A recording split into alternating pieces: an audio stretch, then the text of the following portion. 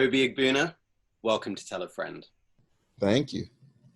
Now, firstly, I wanted to ask you how you've been coping during this turbulent time.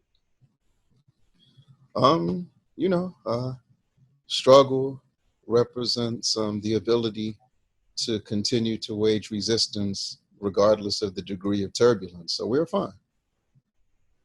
Now, could you begin by talking to my audience a bit about you and some of the projects that you've been involved with?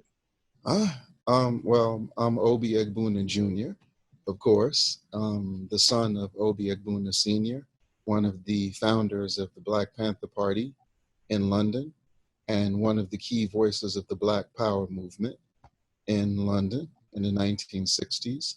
Me, myself, I'm an organizer, political organizer, with a Pan-African thrust and focus for the last 30 years. By skill and trade, I'm a journalist. I have the honor of being the first U.S. correspondent of Zimbabwe, their national newspaper, in the country's 40-year history. I'm the external relations officer to the Zimbabwe-Cuba Friendship Association, which is to solidify the relationship between Cuba and Zimbabwe. The most significant aspect of that relationship is between 1986 and 1996. 3,000 Zimbabwean teachers went to Cuba for training. And that's one of the key reasons that Zimbabwe has a 97% literacy rate today. So I'm the first external relations officer in the history of that organization. I've been involved with it for 14 years. I'm also a children's playwright. I'm a co-founder of the Mass Emphasis Children's History and Theater Company that's been in existence for 9 years. And I've written 24 plays in the 9-year period. And I'm the supervisor to the Mass Emphasis Positive Action and Creativity Youth Brigade. And I've been an African history teacher targeting young people from kindergarten to their senior year in high school for the last 30 years. So I'm an organizer, but in terms of skills that we bring to struggle, I'm a journalist, I'm a teacher, I'm a children's playwright. So I hope that gives you enough. No, thank you for that. And I wanted to begin our discussion today talking about the Black Lives Matter movement. In the past few months, we've seen the resurgence of that movement, and we've seen it gain such popularity around the world. And I wanted to know, what observations have you made regarding the surge in popularity around this cause? Well, I have to give you an answer from the prism and narrative of a 30-year organizer. I live in Washington, D.C., which is the surveillance capital of the world. So I see more police on a daily basis than the world sees in a lifetime. When I walk out of my door, I see park police with unlimited jurisdiction. I see the FBI up close. I see the CIA up close. I see the Pentagon up close. I see the Metropolitan Police Department up close. In DC, we have housing and authority police. We even have library police, Capitol Hill police. So we understand that we're not just dealing with police terrorism from a political framework. We're not just dealing with it from a legal framework. We're dealing with it from a cultural framework, because it is the bedrock of US imperialism. So, and I say that because when we use the word imperialism, we have a Pan-Africanist focus where we say our goal is to stop imperialism from policing the world. So don't police us in DC, don't police us in Baltimore, don't police us in Minnesota, don't police us in Grenada, don't police us in Cuba, don't police us in Venezuela, don't police us in Mother Africa. And we're not just talking about the fascist aspect of the policing, we're talking about the diplomatic aspect of the policing. In his first inauguration statement, former US President Barack Obama said the might of our military must be matched by the strength of our diplomacy, which means if they cannot invade a country, if they cannot assassinate a leader, if they cannot they'll rig an election, or they'll impose sanctions where they can impose their will, hoping to crush the patriotic spirit of the people. So the blockade on Cuba is an extension of that policing. The sanctions on Zimbabwe is an extension of that policing. So for us, we're going from a narrative rooted in victimization to a narrative rooted in resistance. So fighting the struggle against police terrorism inside US borders is inextricably linked to the struggle against U.S. foreign policy and U.S. Africa policy. In the 1990s, when we were in the streets in our early 20s in Africa, what was going on? Mobutu, the godfather of military neo-colonialism, was shown the door in the Congo. The two CIA military mercenary outlets, Renamo in Mozambique and UNITA in Angola, resistance intensified against them. Babanga and Anabacha was shown the door in Nigeria, Doe in Liberia, Traore in Mali. So our fight is on a cultural front as well as a political front. We're not the least bit concerned about the lovers' quarrel between the Democrats and Republicans. Now, do you believe that the context of the global pandemic that's happened influence the popularity for the cause? Well, I think that if you're talking about the corona pandemic, you have to look at, I think anything health related, anything dealing with police terrorism has to be looked at in the context of a undeniable dynamic where we're talking about poverty. Those who talk about justice, justice is an appetizer. We want power. We want self-determination. They can keep their trinkets to wet our beak a little. We don't want that. But all of this is going on at a moment in history where they are 2,091 billionaires, according to Forbes magazine, many aspiring capitalists Bible. But at the same time, Bryan, there's 784 million people on the planet living on $1.90 a day or less. 400 million of them live on the African continent. Of the 25 poorest nations in the world, 22 are in Mother Africa, and the other three are the Solomon Islands, Afghanistan, and Haiti. And if you walk through the streets of Haiti or walk through the streets of the Solomon Islands, you'll think you were in Nigeria, you think you were in Burkina Faso, you think you were in Mali, you think you were in Zimbabwe, you think you were in Namibia. So that's the fight, that's our fight. So in relationship to the pandemic, you also have to take into consideration that the World Health Organization informed the world 10 years ago that between 2010 and 2038, they were anticipating 57 million deaths from non-communicable diseases, which have surpassed HIV, AIDS, cholera, and malaria as the #1 killer of the human being. So we're talking heart attacks, strokes, diabetes. So for African people and at home and abroad, the hospital is an extension of the cemetery. And our people in the United States, but I'm sure it's like this all over the world, we would rather face the Pentagon, the Air Force, the Marines, and all the police forces together with plastic cutlery than go to the hospital. That's the distrust we have for the healthcare system in the United States. And I'm sure that that sentiment is a microcosm of how African people feel all over the world. Now, in these past few months, when we've been talking either about the health crisis or when we've been talking about the anti-racist campaigning that's been going on, I noticed that there was a lack of African voices in the news we were hearing. Why do you think we don't hear the voice of Africans? Well, first of all, it's the job of the enemy. They learned in the 1960s, how are they going to give us their outlets to use as ammunition? So if you're expecting to see someone like Malcolm X on CNN, sorry to disappoint you. If you're expecting to see someone like Dr. King or Kwame Ture on Face the Nation, sorry to disappoint you. Every now and then, we're able to penetrate some of these corporate media outlets. But this is a propaganda war. Their weapons are their weapons. Our weapons are our weapons. And we still will get the truth out. I feel so confident about this because I listened to them speak. A few years ago, I had the opportunity in my capacity as the U.S. correspondent to Zimbabwe's national newspaper. I was assigned to go to the U.S. Institute of Peace. For your listeners who may not be familiar with that organization, it is the most powerful and influential think tank in Washington. It gives the State Department direction on policy formulation and some of the more popular think tanks. The Africa expert from Chatham House in your neck of the woods, Dr. Alex Vines, was coming there to discuss Zimbabwe. And in the opening remarks, Ambassador Johnny Carson, who was Clinton's ambassador to Zimbabwe, and during Obama's administration, he was the first Assistant Secretary to African Affairs. He said that Zimbabwe is winning the propaganda war against them with their press and ragtag journalists like myself. He didn't mention my name, but he was talking about those who are on social media and represent grassroots outlets. So it let us know that, to use a biblical analogy, David can beat Goliath. So what you're doing right now, we can beat CNN, we can beat C-SPAN, we can beat Al Jazeera when they decide to side with imperialism. We don't worry about that. So we're not worried about them giving coverage to us. As a matter of fact, we're old school organizers, so to speak. We want impact, not visibility.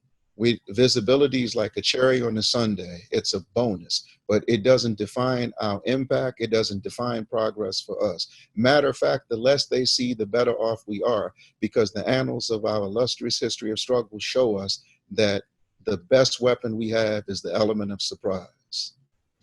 Now, on that discussion about grassroots media and about visibility of some of these causes, with the visibility of Black Lives Matter and the fact that you've got corporations now using the hashtag and endorsing it, do you believe that Black Lives Matter is too sanitized a movement? I don't, to be honest with you, I don't know anything about it. I've never been a part of it. We don't like to comment on things that we're not a part of. But like I said, we look at this from the perspective of the 90s generation and those of us who've continued to struggle. I will say this much: George Soros and the Open Society Initiative are the enemies of the African liberation struggle. Someone who, through the Open Society Initiative, is financing 350 of the 400 civil society groups in Zimbabwe to bring about regime change because Zimbabwe reclaimed our precious land for its indigenous people. That's an enemy of our people.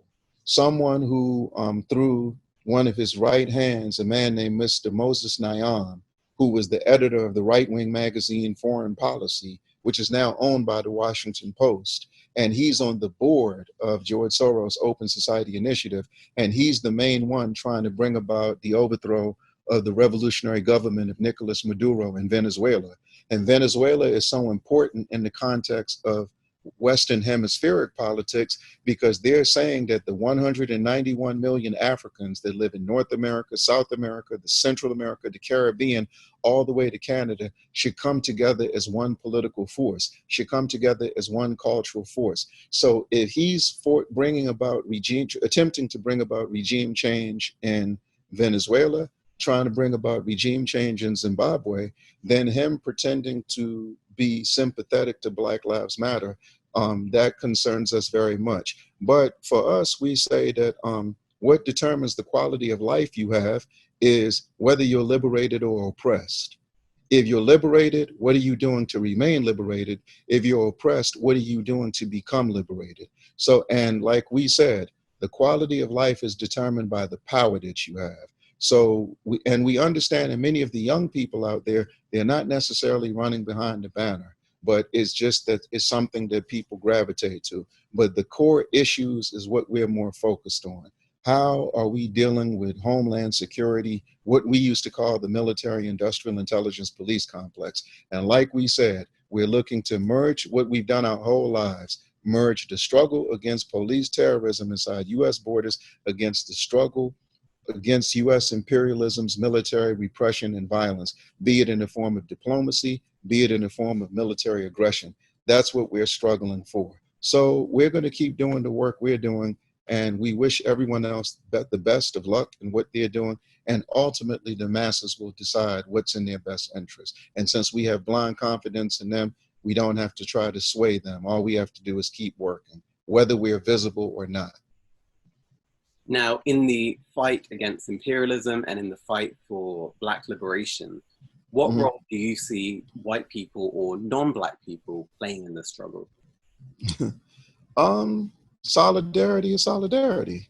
Ahmed Sekou Touré said Fidel Castro, a Caucasian man, is more of a brother to him than Mobutu Sese Seko, an African.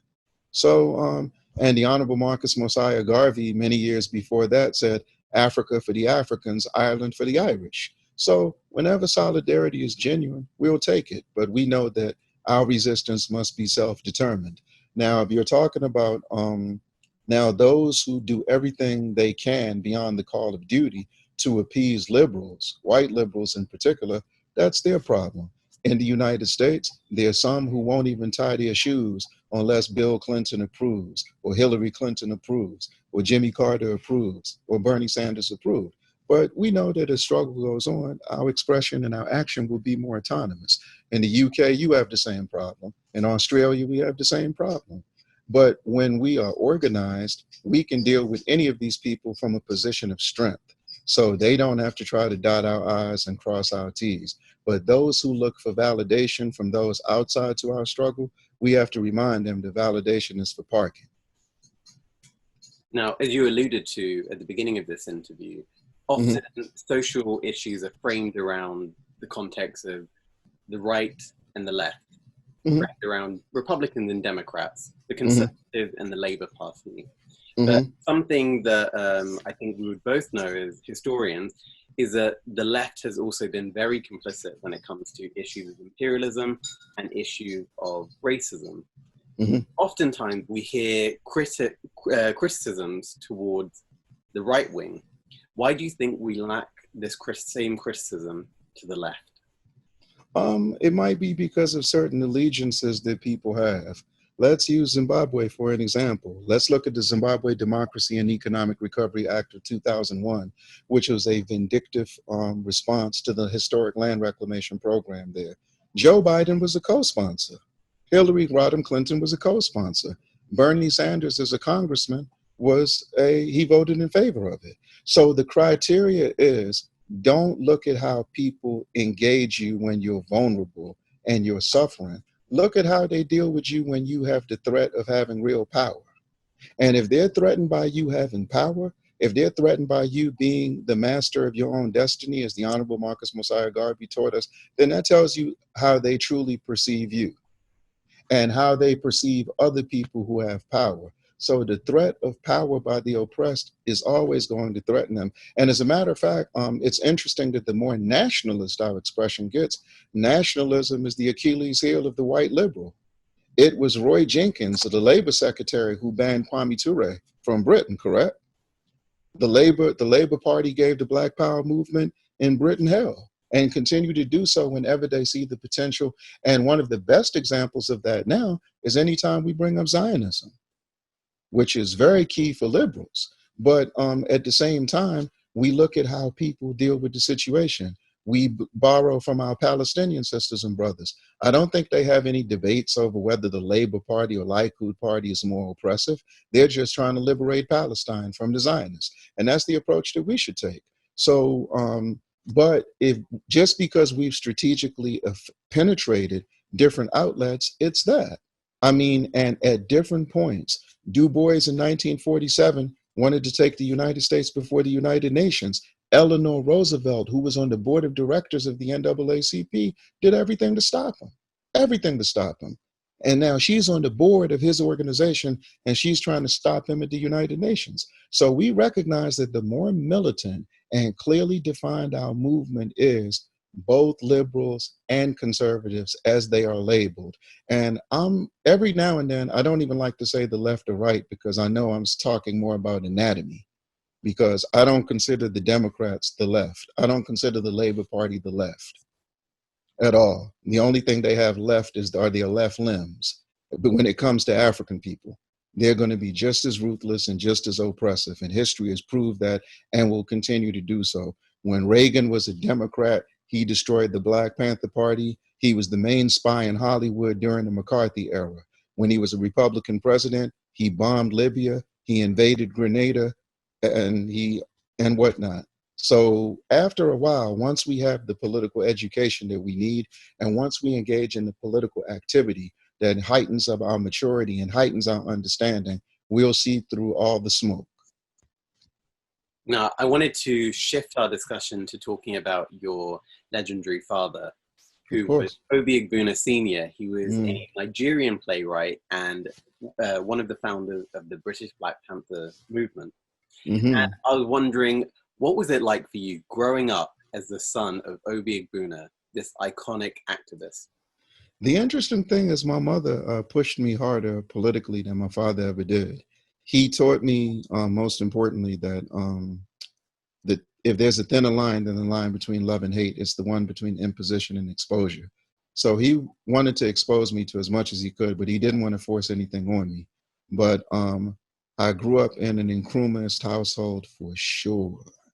So anytime we look at anything dealing with our struggle, you know, we look at Nkrumah. Matter of fact, it was the same Lyndon Johnson who signed the Voting Rights Act and the Civil Rights Bill in 64 and 65, who engineered the overthrow of Nkrumah in Ghana, our ultimate hero. So, I learned that our cultural and political expression must be synonymous. I learned that organizing is not an option, but an obligation. I learned that the human resource is the most valuable resource that we have.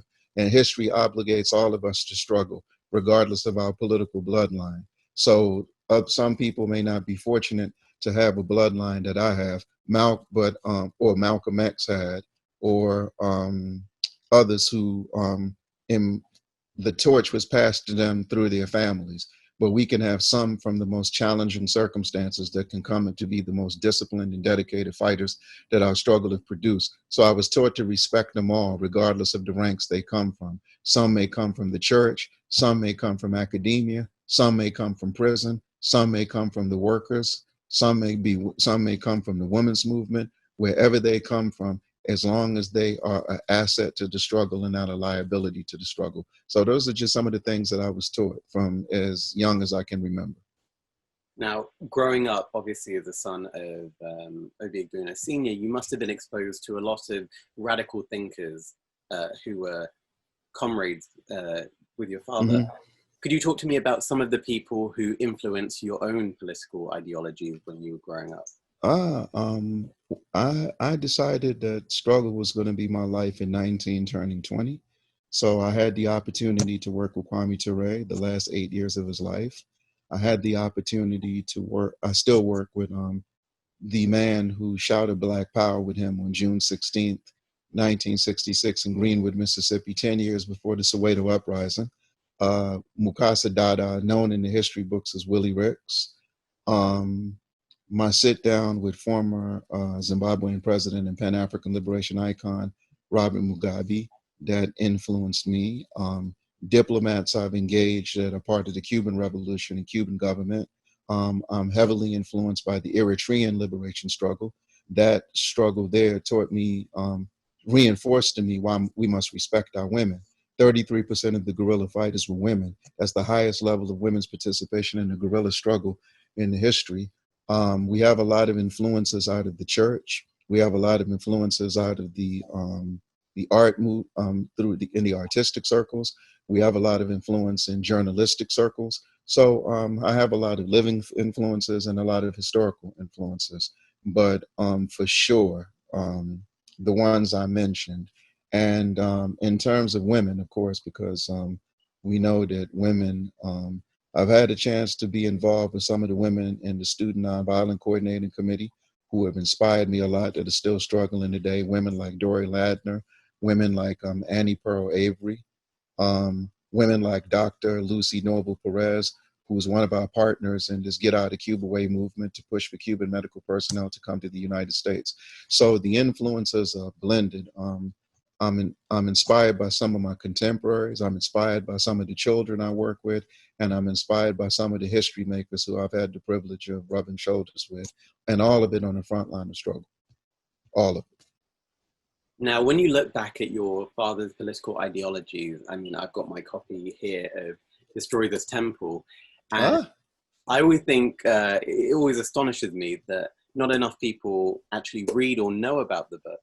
But do you think that his political philosophies from back in the 60s and 70s are still relevant to the context? More relevant than ever before, because we're struggling around the same thing.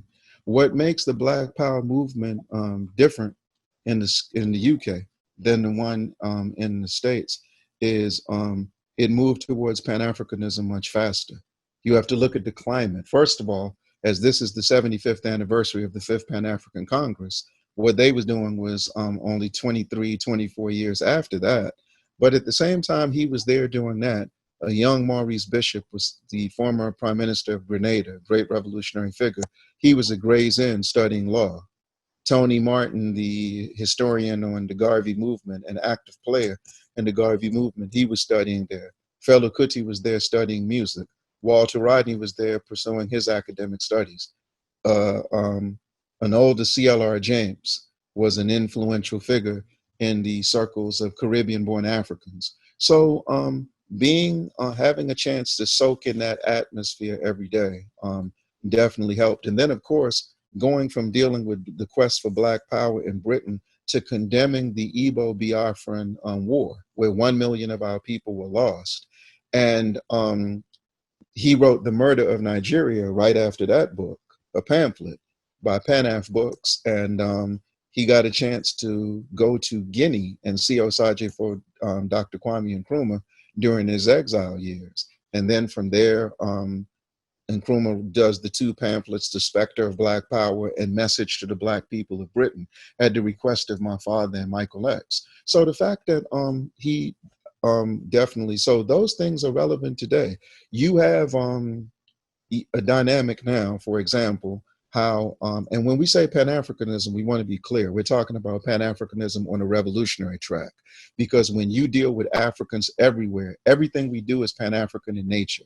When George Foreman and Ali went to the Congo to fight for the war criminal and neo-colonialist embarrassment of Mobutu, that was Pan-African in nature, but it was neo-colonialist. These opportunist neo-colonialist leaders in Africa talking about George Floyd, that looks Pan-African on the surface, but it is neo-colonialist. If they want to strike a blow to imperialism, don't talk about George Floyd. Get the U.S. Africa Military Command installations off the African continent. Tell the United States Agency for International Development you'd rather starve than take another crumb from them as you compromise future generations who are yet to be born. So because of that foundation that we have, we can tell when something is a masquerade and we can tell when something is authentic. That's some of the most important lessons. And for example, you see now in the US, corporate media trying to bully a football player named Deshaun Jackson because he mentioned something about Hitler. And we're Africans. We don't start a conversation about Germany talking about Hitler. We take it back to Otto von Bismarck in 1885 in the Berlin Conference, where you sliced Mother Africa up like a pizza. And if Israel wants to talk to us, talk about your support of German colonialism in Namibia. Talk about your support for British and Rhodesian colonialism in Zambia and Zimbabwe. Talk about your support for the apartheid regime in South Africa. Talk about the fact that you refuse to acknowledge the self-determination of Algeria and Tunisia after they won their independence from French colonialism. Talk about your role in training the fascist police in the United States now, if you want to talk to us. Don't try to garner our sympathy. And if you want someone to apologize for Hitler, it shouldn't be Deshaun Jackson. It should be Prescott Bush, the great-grandfather of George Bush, the former president, the last one. But so he was the one who breathed Hitler into existence. So don't be trying to bully us and be trying to manipulate us. So this is why I'm saying the narrative is very important. So we learned that. And as a matter of fact, as we're dealing with the Cuba question, which we'll get to, isn't it interesting, of the handful of countries that still support this outdated, racist, white supremacist blockade on Cuba, Israel is one of the ones who has consistently done it from the outset. So it appears that anywhere Africans have progress, Africans have justice, Africans have self-determination, Israel is going to try to stop us from having it. Now here we talk about European imperialism. We also spoke about American imperialism, but a new phenomenon that we've been seeing in the past few years is Chinese imperialism on the continent of Africa. And I was wondering, are you as critical of the Chinese policies as you are to the US? I think that what needs to happen is we need to have an all-out conversation about Chinese-African relations. I think that that's what needs to happen. And I think that and that has to also include Taiwan, that also has to include Tibet, that also has to talk about the Chinese contingents and the diaspora, and then looking at the Chinese government, because we know some of the things that China has done in Africa historically. The fact that they built the railroads in Tanzania during Nyerere's time. The fact that they armed Zimbabweans when the Russians would no longer do it.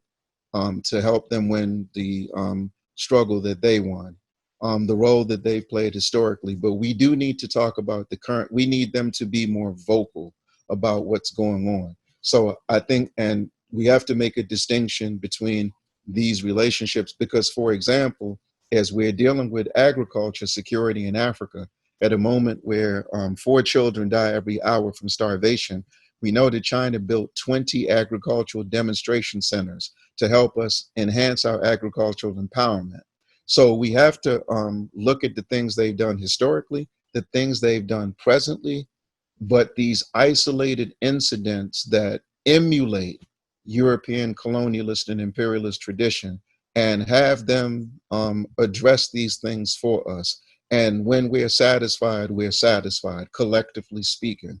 But at the same time, our biggest concern is that the people who have been going after them don't have anything to say about the U.S. Africa Military Command, don't have anything to say about the United States Agency for International Development, don't have anything to say about the Corporate Council on Africa, don't have anything to say about the Council of Foreign Relations. So the things that are concerning to us and are hurtful because of the solidarity we've enjoyed, those things do need to be addressed in as a demonstration that they're committed to preserving the solidarity, but under no circumstances will we allow that to be manipulated by European imperialism, who we've got unfinished business with. So we're not saying that we're going to overlook what these troubling dynamics, but we want to put them in the proper historical context as we move forward, because that's very important. Because we're not just talking about Chinese relations, we're talking about our relations with Vietnam, we're talking about our relations with North Korea, we're talking about our relations with the enemies of the West. And we can't afford to continue to look at intensifying our efforts against the West, but have the solidarity we depend on compromised by behavior that is in diametrical opposition to the solidarity that we hold so true to. And if we're going to be true to it, we expect our allies to be true to it as well. I hope that answered the question to your satisfaction. Now, you see, the threat to Africa is coming from all sides. You've got Russia, who had, there was a document leaked that showed their mission for Africa. You have Saudi Arabia. You have Europe, which are having a second scramble for Africa. And obviously, we've got America, who want their piece as well. And last year, we saw the creation of the Africa Free Trade Agreement. Now, do you see that as being the way for Africa to move forward? Do you see that as the Pan-African future for Africa? I'll answer that the way Sekou Touré did, Ahmed Sekou Touré, leader of the Guinean Revolution so long ago. He said, it is not the adaptation of political action to economic action. On the contrary, it's the use of economic activities for political ends. I find it ironic that the U.S. Department of Commerce now all of a sudden has a Africa Business Exchange. I do not trust Akufo-Addo because in Ghana, the president, because of his roots. He came out the womb anti-Nkrumah. His 2 uncles were founders of the first political party in opposition to Nkrumah and were very influential in the coup against Nkrumah. So the fact that all of the governments after Nkrumah in Ghana, even though all of them have been in opposition to his policies, they exploit the strategy and tactic that was one of his most effective, luring the diaspora to come back. But they want them to come back, like out of the US, and make maids and gardeners out of the people who've always been in Ghana. So if our interaction in Ghana with our sisters and brothers, our long lost sisters and brothers, if we're only going to talk in certain prepositions, clean my toilet, cook my food, water my plants, that's not good for the African liberation struggle. But I think that the issue is a couple of things. Number one, the human being must be declared the most important resource. And then when we do that, then we can talk about how we're going to divide the resources and the wealth amongst our people. You hear this generation, one of their battle cries besides Black Lives Matter is generational wealth. But Frantz Fanon said, wealth is not the fruit of labor, but it's the result of organized, protected robbery. So it's only logical that those who have stole, those who have raped, those who have plundered will do anything politically to hold on to it. And those of us who have been stolen from, those of us who have been raped, those of us who have been trampled upon, quite naturally, we have to reclaim everything that inherently belongs to us. So we have a scramble too, and our scramble is the most noble scramble of them all. And in terms of them fighting with each other over us, what's new? Britain and Italy fought over Eritrea, did they not? So I'm just saying that these are the things that we've come to expect. But when you hear them talk about Agenda 2063, I'm more interested in those 400 million Africans that live on $1.90 a day right now. I don't want to talk about 2063.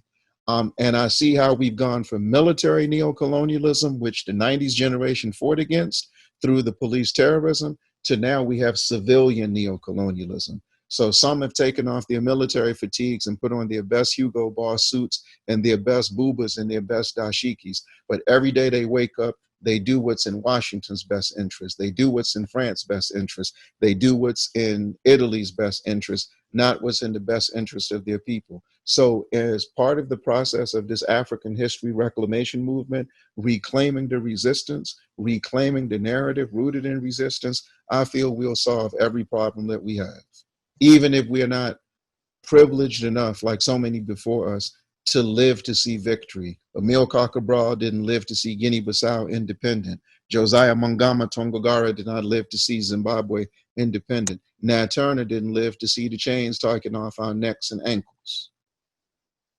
Now, some people could argue that the problem in Africa is obviously imperialism is an ongoing force that has led to today. But a lot of people do argue that the corruption in Africa by Africans is partly responsible for the position that the continent's in today. We just said neo-colonialism. That's what it is. Yes. We haven't had a set since when de Klerk left office, and after he shared with Mandela, it's strictly been neo-colonialist, if not that before. We talking Mobutu, we talking Bukasa, we talking Hufed-Boigny. We're talking about 98% of the governments today. They're neo-colonialists without question. That's our number one fight, which means that our struggle is not only a struggle dealing with race, but a struggle dealing with class. But we don't deal with class struggle. And that's because many people only are attacking racism because they think that once racism is out of the way, they can benefit from capitalism, as though the enemy is going to roll out the red carpet and let them share. And many of them would like to share in their people's suffering.